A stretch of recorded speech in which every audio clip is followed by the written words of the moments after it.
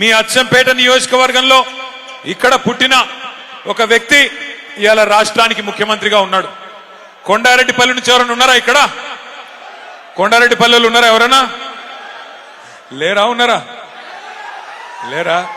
So మీ కొండారెడ్డిపల్లె, వంగూరు మండలం కొండారెడ్డిపల్లె. నేను ఇక్కడికి వచ్చేటప్పుడు కొండారెడ్డిపల్లె మీదకెళ్ళి వచ్చిన, కల్వకుర్తి మీదకెళ్ళి చూసుకుంటా వచ్చిన. ఆ ఊరోళ్ళు కానీ అక్కడ ఉండే పెద్దలు కానీ ఎవరైనా ఉంటే చెప్తారేమో అనుకున్నా.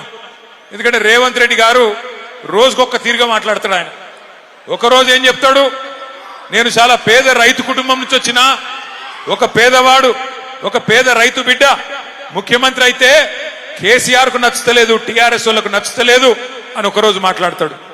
ఇంకొక రోజు ఏమంటాడు, నేను పేద రైతు ఎందుకు అవుతుంది, నేను ఎన్నడూ వ్యవసాయమే చేయలేదు, కానీ మా తాత పోలీస్ పటేల్, మా తండ్రి పోలీస్ పటేల్, మాకు చాలా పెద్ద కుటుంబం అని ఇంకొక రోజు చెప్తాడు.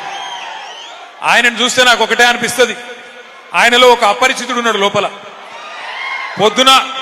పొద్దున రాము, సాయంత్రం రేము, రెండు మనుషులు ఒకటే మనిషిలో ఉన్నారు.